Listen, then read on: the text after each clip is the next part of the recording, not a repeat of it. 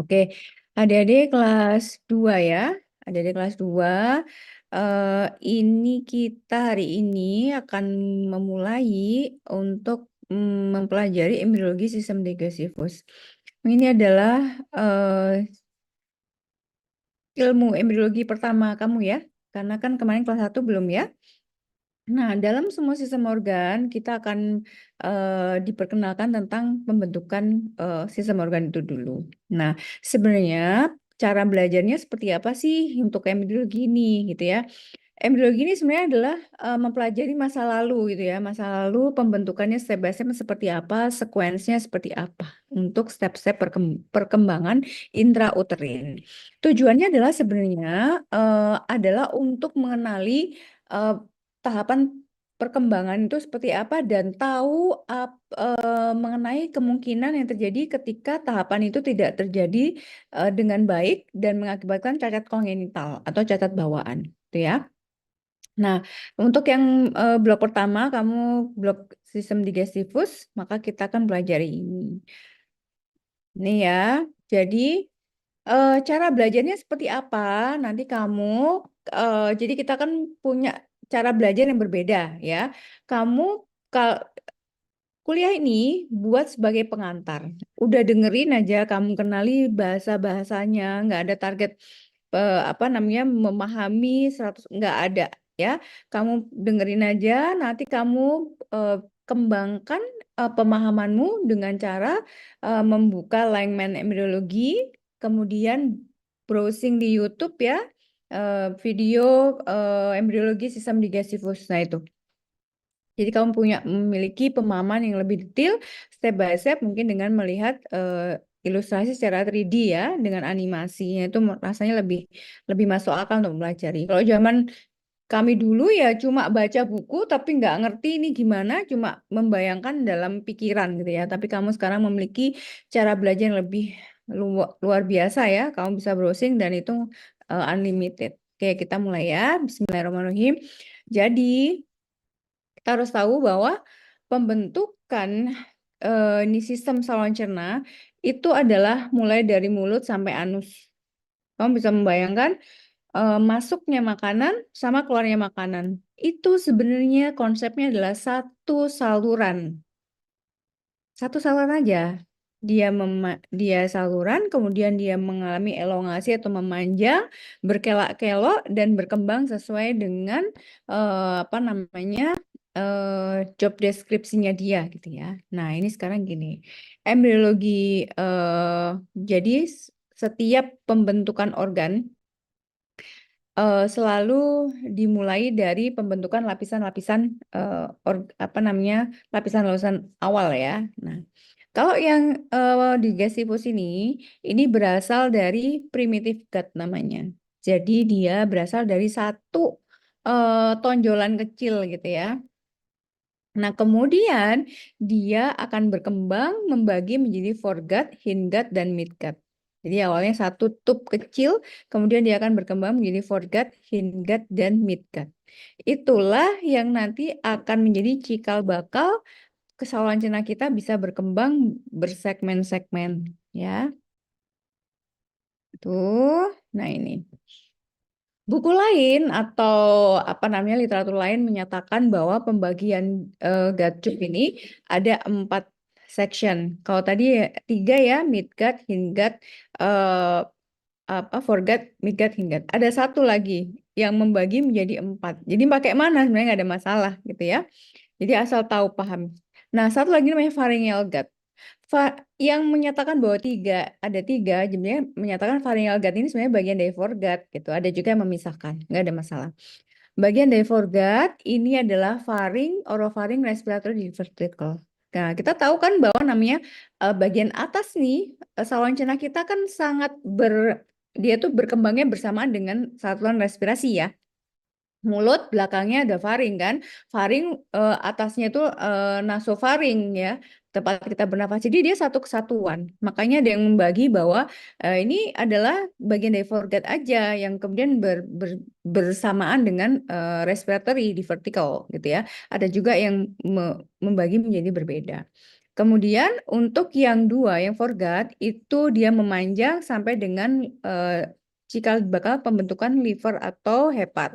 Kemudian yang midgut dari kaudal dari hepar sampai 2/3 kolon transversum, dan hindgut akhir sampai dengan kloaka membran. Jadi sampai dengan anus ya. Nah, semua membran dalamnya berasal dari endoderm ya, membentuk epitelial. Jadi semuanya eh, mukosa saluran cerna kita berasal dari lapisan endoderm, sedangkan stroma atau lapisan sekelilingnya gitu ya, di luar itu, di luar dari mukosa itu berasal dari mesoderm. Jadi namanya GI tract kita itu adalah kombinasi dari lapisan endoderm dan mesoderm gitu. Ada lagi nanti lapisan ectoderm itu akan membentuk kulit kita, sistem saluran apa sistem otak ya. Nah, itu dari ectoderm. Nah, kalau khusus untuk GI tract itu dari endoderm dan mesoderm. Ini adalah apa namanya, irisan sagital ya, sagital section. Nah, ini ada endoderm ya, kemudian ini ectoderm, ini awalnya. Semua kalau kamu lihat buka halaman embriologi, awal dari pembentukan organ mesti ngomongin ini gitu ya, ngomongin ini. Nah, kemudian dia akan berlanjut ke bahasan yang lebih spesifik ke masing-masing sistem organ yang akan dibahas di section itu. Kalau yang di sini, kalau ini endoderm ya, ectoderm ya, kemudian ini akan berkembang di sini. Nah, dari yang awalnya satu, kemudian dia akan berkembang jadi foregut ya, hindgut ini di sini ya. Nanti yang tengah-tengah namanya midgut. Saluran cerna atas, tengah, bawah ya, gampangannya gitu. Ya, kalau di terminologi nanti sudah ke klinis itu ada juga yang membagi seperti itu. Saluran cerna atas, tengah, bawah gitu. Nah, kenapa nanti kita membagi itu? Ternyata sangat berkaitan dengan manifestasi klinis. Kalau sudah kamu di kelas 3 gitu ya, atau nanti koas itu akan berbeda. Manifestasi klinis misalnya perdarahan saluran cerna bagian atas itu berbeda sama saluran cerna bagian tengah atau bawah gitu. Jadi kita bisa tahu, oh ini perdarahannya dari saluran cerna bawah, oh ini perdarahannya dari saluran cerna atas, seperti itu. Itu sangat relate dengan embriologinya zaman dulu ya, seperti itu. Jadi belajar itu berlapis. Kamu sekarang belajar embriologi dulu, anatomi, histologi, nanti kemudian baru kelas 3 dan seterusnya nanti tentang patologi. Jadi semua ilmu itu nanti saling tumpang tindih ya. Nah, oke. Nah, kita mulai dari yang ini. Untuk yang faring ya, ini lain-lain apa namanya, kamu kembangkan sendiri ya nanti di Lyman embriologi, dan kemudian juga bersamaan sebenarnya dengan pembentukan ini cavum oris ya, cavum oris, terus fasial ya, fasial itu juga ada pembahasannya sendiri. Kenapa? Karena cavum oris terbentuknya nanti juga bersamaan dengan ini ya, plate-plate penulangan wajah gitu ya.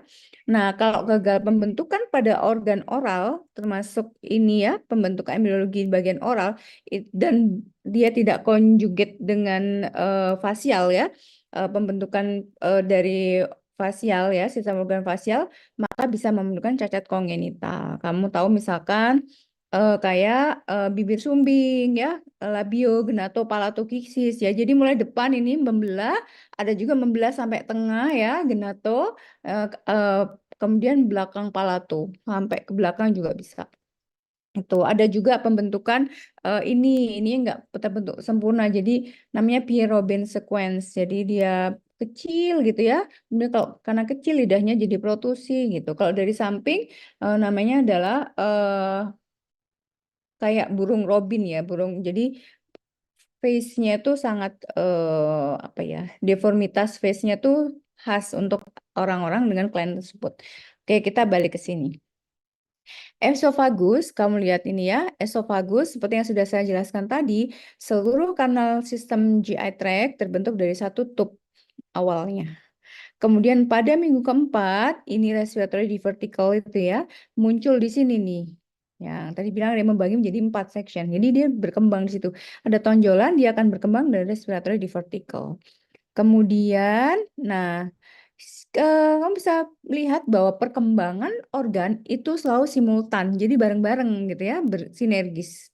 Nah, sesuai dengan timelinenya masing-masing. Nah, kamu lihat ini di bawah ini yang kuning ini adalah bagian dari, kita kecilin dulu ya. Nih, esofagus nanti ke bawah, sedangkan yang ini nanti jadi trakea. Yang biru ini dari saluran napas. Tuh. Jadi tracheoesophageal septum, nah kamu bisa lihat di antara kedua saluran ini nantinya dia akan membentuk septum atau sekat pemisah. Sekat pemisah itu harus terjadi dan tidak boleh ada sambungan di antara keduanya.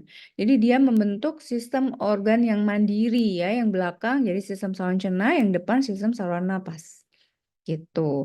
Dan kemudian terjadi elongasi dan pemanjangan yang secara cepat dari sistem saluran baik saluran cerna maupun saluran napas.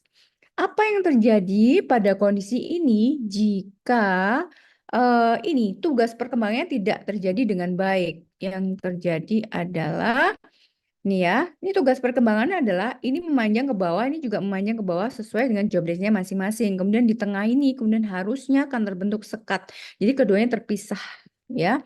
Yang terjadi kalau nggak terbentuk adalah seperti ini. Kamu bisa cermati. Inilah pentingnya mempelajari embriologi karena kita bisa tahu bahwa oh ini kelainan kongenital yang tipe apa gitu. Sekarang kamu bayangin masing-masing ya.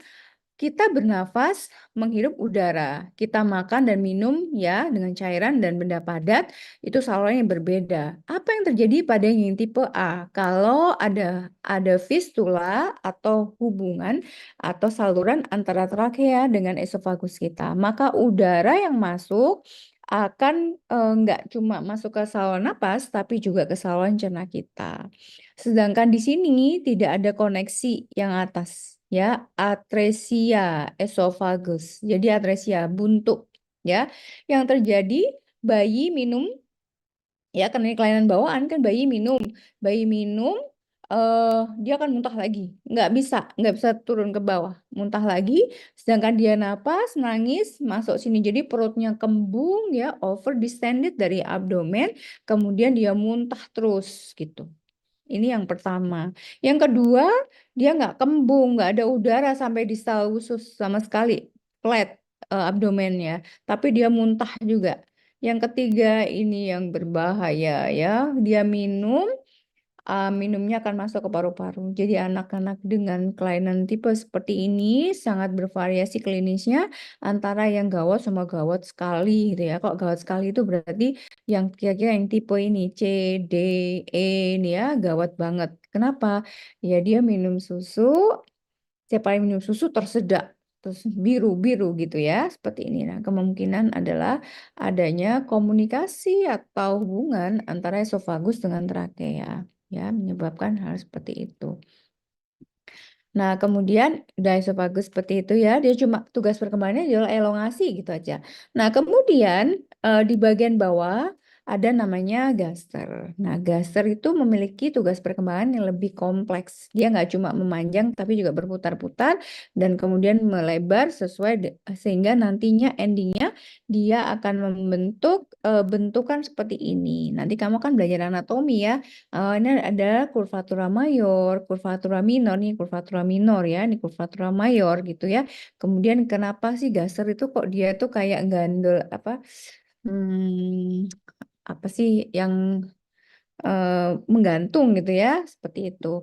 Nah, awalnya dia adalah bentukannya tabung panjang ya, bentuk fusiform dan kemudian mengalami dilatasi. Ada perbedaan different rates of growth ya, jadi perbedaan kecepatan pertumbuhan dari masing-masing bagian dan kemudian akan menyebabkan gambaran perubahan tampilan dan posisi ya, gitu. Dan kemudian berputarnya juga berbeda gitu, yang atas sama yang bawah, yang tengah lain lagi seperti ini. Sehingga nanti endingnya dia tuh kayak ini ya, kayak lay down gitu ya, dengan yang bawah jauh lebih besar. Posisi ini sangatlah membantu secara fisiologis akan masuknya makanan gitu ya, dengan dia kayak tandon gitu ya, bisa menampung makanan dalam jumlah besar tanpa resiko dia reflux kembali ke esofagus ya, karena dia memiliki antrum yang besar. Dan kemudian lihat ini yang bagian ujungnya itu pilorusnya nanti ngangkat naik ke atas. Ini juga membantu agar tidak terjadi reflux ya. Reflux itu kembali ya. Nah, ini juga nggak kalau yang si pilorusnya naik ke atas ya, lebih posisinya lebih tinggi dibandingkan yang di bawah.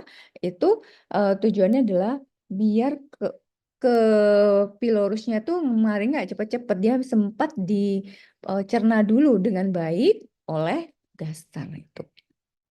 Nah, ini ya. Jadi si lambung ini gaster ini akan berputar 90 derajat clockwise ya. Kemudian dia akan menghadap ke face di sebelah ke menghadap depan ya. Kemudian yang sebelah kanan akan menghadap ke belakang. Itu endingnya. Selama rotasi ini dari dinding posterior dari gaster akan berkembang lebih cepat daripada anterior, akan membentuk kurvatura mayor. Jadi kamu kalau belajar anatomi kan ada kurvatura mayor ya, kurvatura mayor, kurvatura minor. Oh belum ya, ini masih hari pertama. Ya nanti kamu di anatomi akan ngeliat tuh. Oh, lambung itu bentuknya gini. Yang besar ini namanya kurvatura mayor, yang kecil ini kurvatura minor ya. Kemudian ini nanti ada sphincter pylori gitu ya, seperti itu. Kemudian ini. Nah, jadi sefalik dan kaudal, sefalik itu selalu ngomongin yang bagian atas ya, sefal ya. Kaudal selalu ngomongin yang bawah. Jadi adik-adik eh, belajar kedokteran tuh adalah kayak kita belajar bahasa baru, bener ya. Jadi kita tuh kayak belajar kamu bahasamu bahasa Indonesia mungkin bahasa Inggris gitu ya. Kamu kayak mau belajar bahasa baru lain, misalkan bahasa Spanyol atau bahasa Itali gitu, sama sebenarnya. Karena apa? Seluruh istilah-istilah yang kita gunakan adalah terminologinya adalah kebanyakan bahasa Latin. Nah, dan ini sebenarnya adalah kesepakatan dari ya kedokteran seluruh dunia ya, karena nanti kita itu menulis catatan rekam medis pasien adalah berdasarkan eh, bahasa-bahasa ini gitu. Catatan rekam medis pasienmu adalah nanti dengan istilah-istilah medis gitu. Jadi pahami ini. Jadi kalau belajar tuh jangan sampai kelewatan. Kamu eh, ada teman saya ya, dia tuh visual pembelajar visualnya sangat sangat oke. Dia bisa hafal seluruh slide ini dengan hafal tempatnya, oh sebelah kanan, oh gitu ya, gitu. Tapi belum tentu hafal maksudnya. Paham ya? Jadi dia bilang, oh jadi ini misalkan belajar histologi ya, ini berkelok-kelok nanti gini gini gini gini. Gini. Terus ternyata terus ketika misal saya gitu ya waktu itu yang ngulang gini gini gini, loh enggak bahasanya enggak kayak gitu, loh itu kan sinonim gitu misalkan kayak gitu. Karena apa? Ternyata eh, ada orang-orang yang hanya membaca ya tapi nggak ngerti. Nah kalau belajar yang baik ya, kamu harus tahu nama-nama ini maksudnya apa. Oh, sefalik itu apa, kaudal itu apa. Oh, sefalik itu berarti ujung atas nih, yang kaudal ujung bawah gitu ya. Berarti sama kalau saya ngomongin adalah sphincter esophagus gaster. Satunya sphincter gaster pilorik itu sama ya. Jadi sefal itu di atas, kaudal yang bawah itu sama. Jadi harus tahu. Kemudian ini ya, lagi kembali. Kemudian dia akan juga berotasi sekitar anteroposterior axis. Jadi dia memiliki aksis rotasi yang berbeda-beda ya. Gitu. Oke, nah ini gambarannya. Dia pertama dia berputar ya 90 derajat, kemudian dia yang ini saat perputaran ini yang bagian belakangnya tadi itu kayak bertumbuh lebih cepat gitu ya dibandingkan yang depan sehingga kemudian bentuknya seperti ini gitu ya, molor gitu ya. Nah, kemudian dia berputar lagi seiring aksis. Nah, aksis anteroposterior dia berputar, akhirnya dia kayak ya kayak rebahan gitu ya. Nah, gas itu kayak rebahan posisinya. Oke. Nah, yang terjadi pada seluruh sebenarnya ini terjadi pada seluruh sistem saluran cerna kita ya. Dia itu akan memanjang berputar ya, berputar-putar gitu ya, seiring dengan selama masa embryogenesis. Nah, itu seluruh sistem organ internal kita dilingkupi ya sama bursa atau omentum. Dia itu semacam lapisan lemak yang dan kemudian nanti akan membentuk ligamen-ligamen. Dia tuh berfungsi untuk memfiksasi organ-organ ini biar tidak geser-geser. Jadi di tempat situ gitu ya. Kita koprol gitu ya, kita loncat-loncat itu kan usus kita nggak meluntir-meluntir gitu kan. Jadi tetap fix di tempatnya karena kita dilindungi oleh sistem perlindungan yang membuat seluruh organ ini fix ada di tempatnya masing-masing. Walaupun dia mobile, tapi dia ada di situ. Ya, Masya Allah pokoknya ya. Nah, kemudian di sini adik-adik bisa lihat. Nah, seiring dengan perkembangan ini, diikuti dengan juga perkembangan cikal bakal organ yang lain. Salah satunya adalah di sini ada nanti eh, pankreas ya, di situ. Nah, ini spleen ini ya. Coba kita lihat. Ini. Ini si gaster tadi. Nah, kemudian dia akan bergerak. Nah, ini dia berputarnya dia dan memanjang dia diikuti oleh ini mesogastrium, dorsal, mesomental bursa itu adalah lapisan yang melindungi organ-organ itu ya. Ini yang dicontoh, yang sekarang yang dicontohkan masih gaster. Kemana-mana dia ngikut gitu. Nih. Dan pertumbuhan dari gaster akan diikuti dengan positioning dari pankreas, perkembangan dari pankreas. Ini. Jadinya gimana nih? Jadinya kayak gini. Ini nih si dasar nih yang tengah nih ya, yang ada kayak cincin kuningnya ini ya. Pankreas yang hijau. Nah, yang kayak cookie ini adalah spleen atau limpa. Nah, dia akan bergerak, berputar, dan kemudian seiring itu pertumbuhan juga dengan liver, liver bertumbuh ya. Nah, kemudian dia endingnya menempati posisi masing-masing. Kalau tanya, dok, kenapa posisinya gitu? Wallahu alam, nggak ada yang tahu. Kita semua nggak tahu, nggak ada yang tahu. Kenapa seperti ini? Karena udah disetting dari decoding ya, dari yang bikin ya, kita nggak tahu. Jadi kita taunya cuma ngambil hikmah aja. Kenapa kok posisinya seperti ini ya? Satu dengan yang lain. Oke. Jadi hasil dari rotasi ini adalah ini. Nah, ini aja deh. Nah, ini contohnya. Ini gambaran dari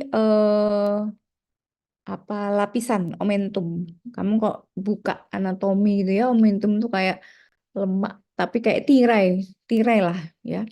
Dia ada di mana dia berada sebab pangkalnya di dinding belakang kita, di depan di depan tulang belakang kita itu ya di bagian itu dia terfiksasi di situ. Jadi dia kayak tali pegangan gitu. Tali pegangannya organ internal kita, dia punya tirai-tirai ke masing-masing. Jadi kayak tali temali, sistem tali temali ya, kalau saya bilangnya gitu. Ini halus, merajut panjang, melingkupi seluruh sistem organ yang di sini. Jadi sering perkembangannya masing-masing organ ini dia ikut bergerak juga gitu. Tapi dia fiksasi situ. Dia memegang masing-masing, jadi nggak akan kebolak-balik gitu ya. Walaupun kita bergerak sebagaimanapun itu. Nih, nah udah ya. Jadi dia gaster sudah positioning, kemudian dia akan berposisi di endingnya adalah eh, ber- berputarnya gaster itu ikut membantu perputaran dari spleen dan juga pankreas menempati tempatnya masing-masing. Gitu ya. Jadi kalau gaster itu salah berputar, maka pankreas dan spleen ini juga akan tidak menempati posisinya masing-masing. Nanti kita lihat ini bisa nggak sih salah muter gini? Bisa. Ya, kemudian berikutnya adalah ini. Setelah gaster, kita akan belajar duodenum. Jadi kalau zaman SMA dulu namanya lambung, kemudian usus 12 jari gitu ya. Itu bahasanya SMA ya, mungkin nggak masih ingat. Atau sekarang SMA sudah pakai istilah medis gaster duodenum ya, mungkin ya kalian. Nah, kemudian terminal part dari foregut dan spalik part dari midgut. Jadi dia ini memiliki, jadi dia itu peralihan antara upper GI tract dan mid GI tract. Itu adalah duodenum. Ya, di sini ada namanya eh liver bud. Jadi di duodenum bud ini ada namanya liver bud. Nanti kita lihat. Dan adik-adik ini yang harus kita ini ya cermati. Kita itu sistem saluran cernanya itu punya massa di mana si usus kita itu suatu massa di dalam perutnya ibu ya. Itu dia keluar dari perut bayi, memanjang di luar, berputar-putar dan ditarik kembali ke dalam intraabdomen. Gitu. Ya. Gini, Samekrotese duodenum akan membentuk C-shape loop. Jadi dia duodenum kalau kamu buka atas anatomi, dia bentuknya C gini. Dari pilorus ini ya, sorry saya lagi. Oh, nggak ada. Ini ya, dari ending yang gambar E ini, dari atas, dia itu nanti lanjut ke duodenum ya. Bentuk turun, nanti bentuk C. Sorry, bentukannya C. Nanti kamu cek sendiri di atas anatomi lah. Oke, kemudian, nah, seluruh sistem saluran cerna kita awalnya tabung aja, tabung panjang yang masih buntu ya. Nanti kemudian terjadi kanalisasi. Nah, inilah menyebabkan kalau misalkan kanalisasi tidak berjalan dengan baik, maka terjadi resiko atresia. Jadi buntu apa? Enggak ususnya enggak bolong, enggak kayak selang gitu ya, tapi buntu. Nah, ini liver and gallbladder. Tadi sudah saya katakan, pembentukan stomach atau gaser sangat berkaitan dengan pembentukan hepar dan sistem biliarnya, yaitu ini ya gallbladder, kemudian juga nanti spleen dan juga pankreas. Ya, di sini ada namanya bile duct ya di sini. Nah, udah kita belajar ini aja biar kamu bisa ngelihat bentukannya. Kamu harus tahu bahwa memahami sistem bile duct dan sistem hepatobiliar itu adalah ilmu basic yang dibawa sampai jadi dokter nanti itu kayak gitu. Jadi kuasai ini fisiologinya, kuasai anatominya karena itu kamu bisa menjelaskan kepada pasien kenapa pasien kuning, kenapa pasien itu ada batunya, kenapa kok apa namanya itu bisa dari sini ya. Kunci pemahaman bisa menjelaskan kepada pasien terkait dengan penyakit-penyakitnya adalah basic pemahaman dari anatomi dan fisiologi.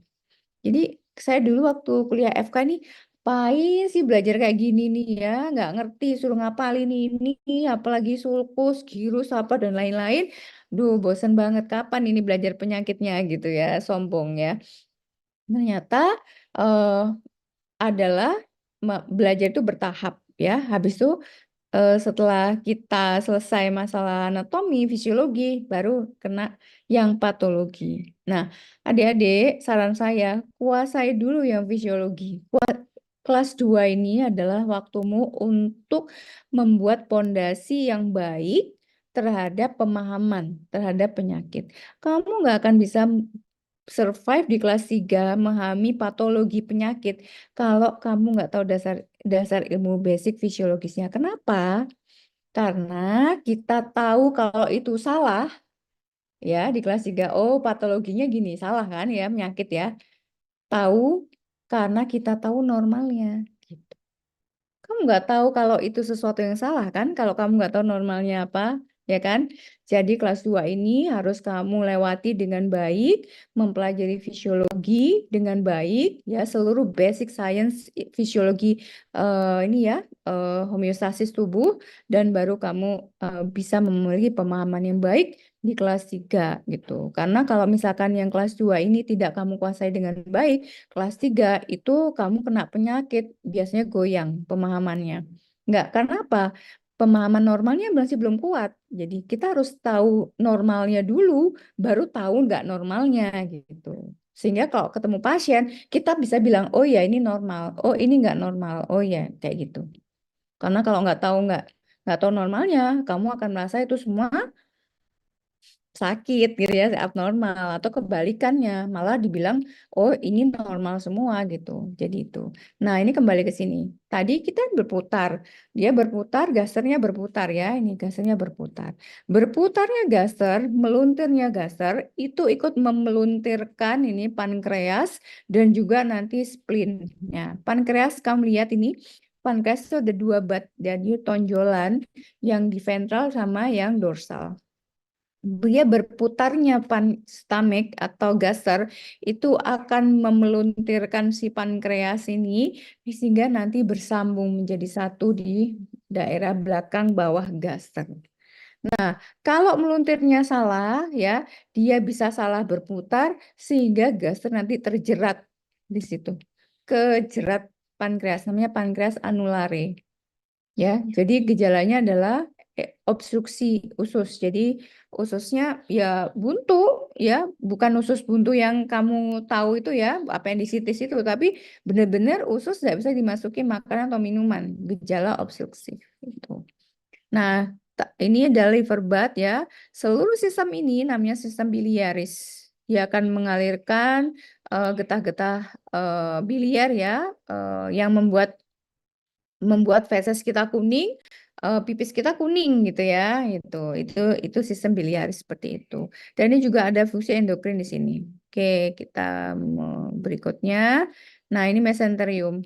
Mesenterium adalah bagian dari organ, ya, bagian dari organ. Dia tuh lapisan organ yang menempel pada organ itu sendiri.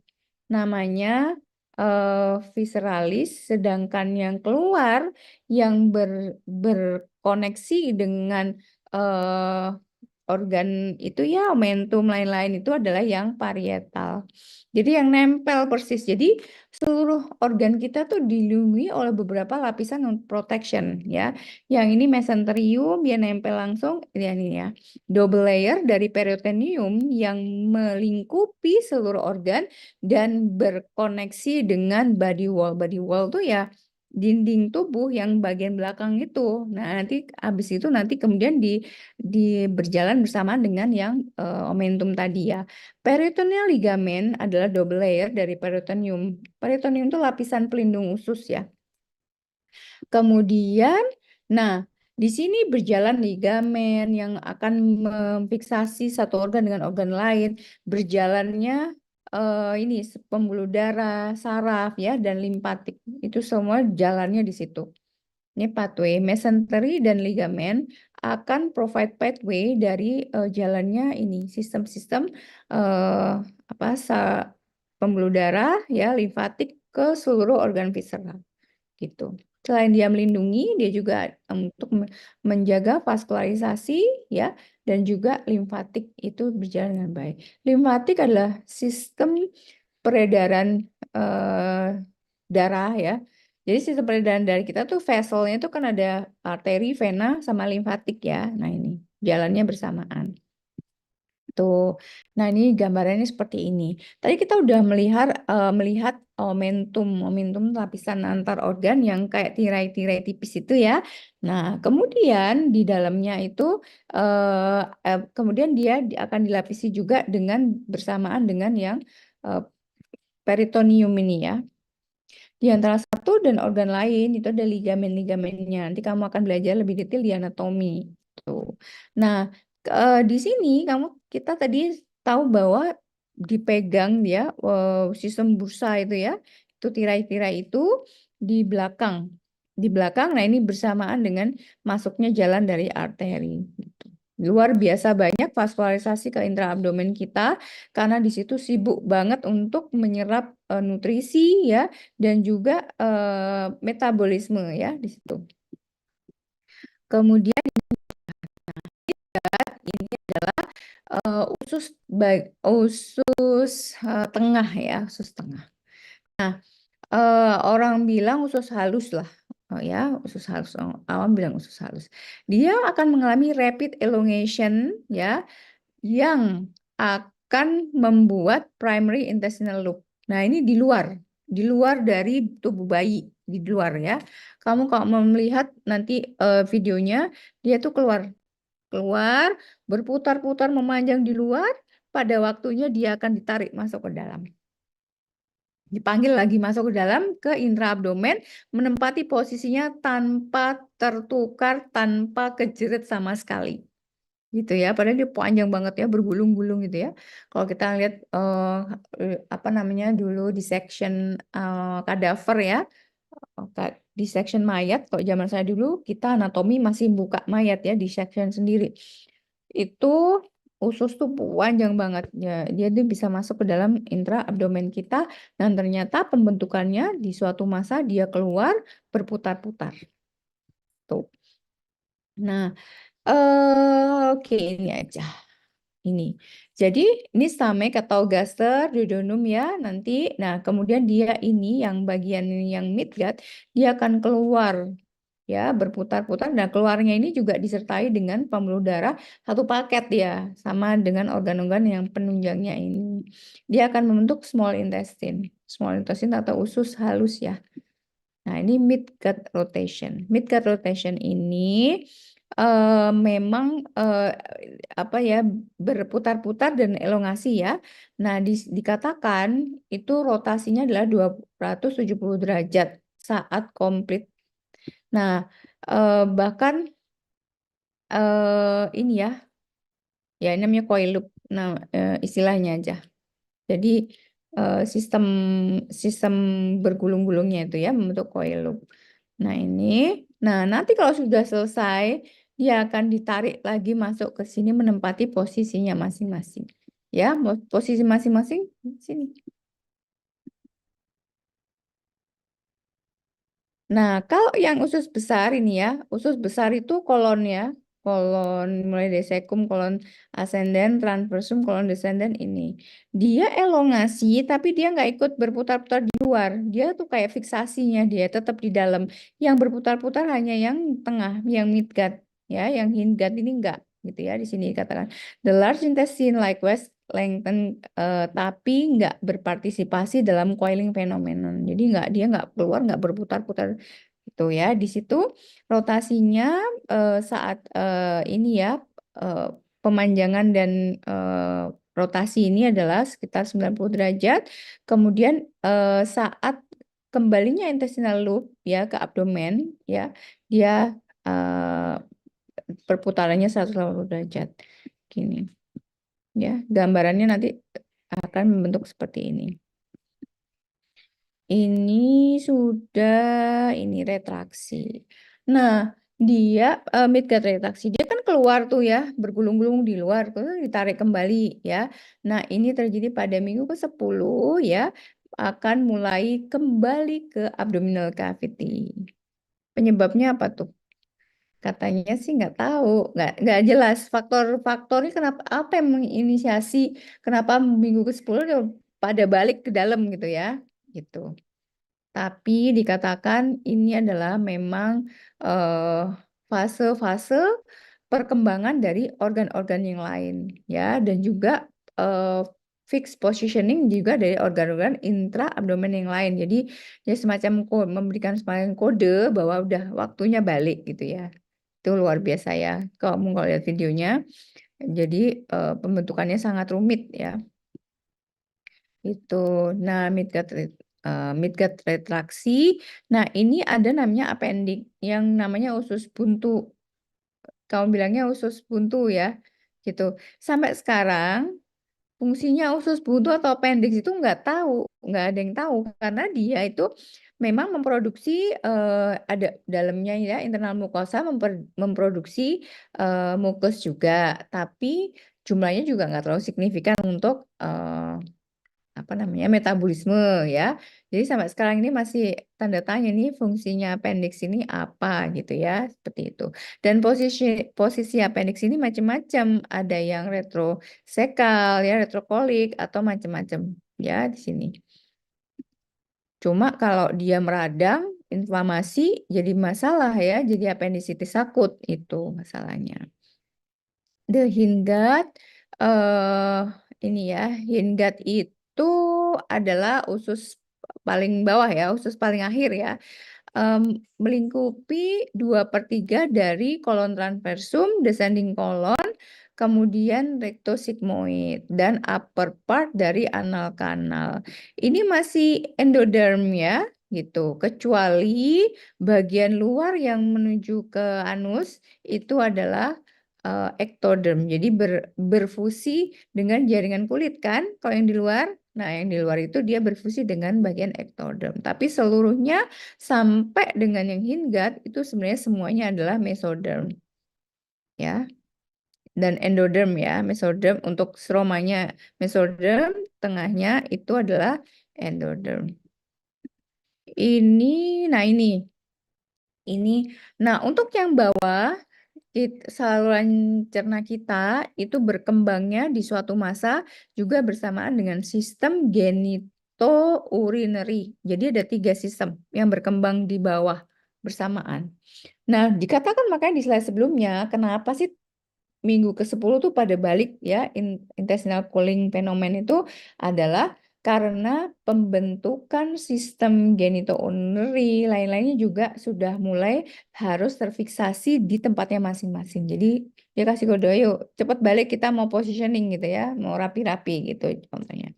Nah, pada suatu masa sistem genitourinary dan digestivus kita berfusi menjadi satu namanya kloaka. Kloaka ini sistem organ pembuangan ya. Kalau ada di bangsa unggas atau aves itu dia mau bertelur, dia mau pipis, dia mau pup di satu lubang kan, keluar telurnya keluar di situ, pup pipis sama, ini namanya kloaka.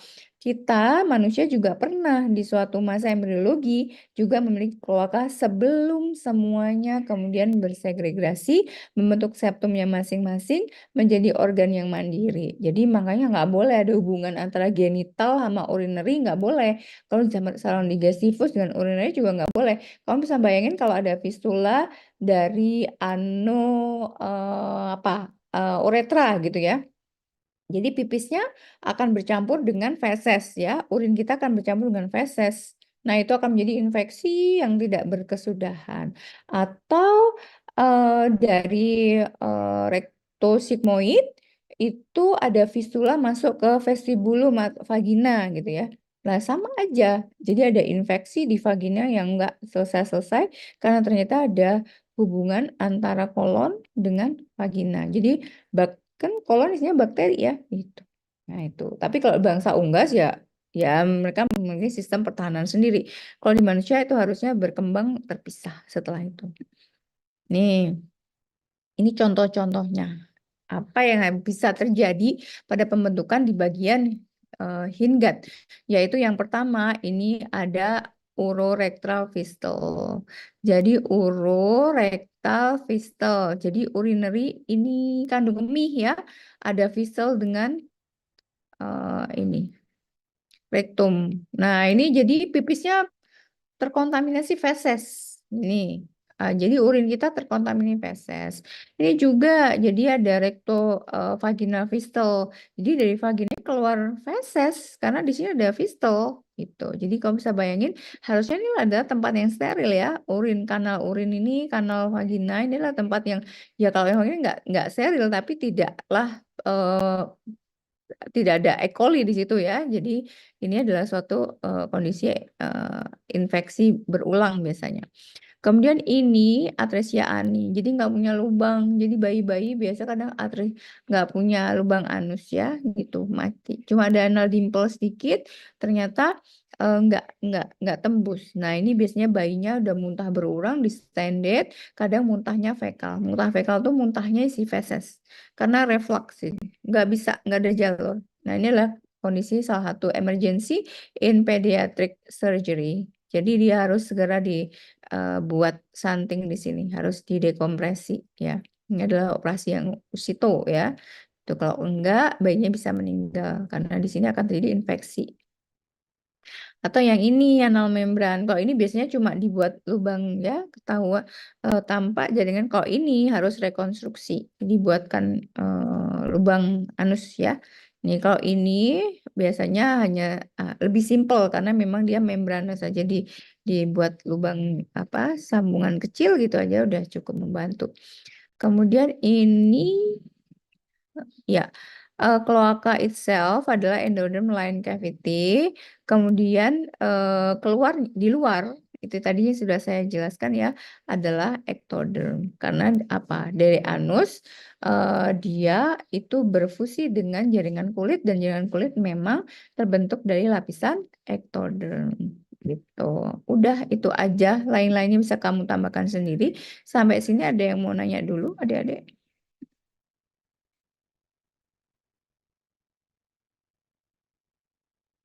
Nggak ada ya, biasanya nggak punya bayangan sih mau nanya apa.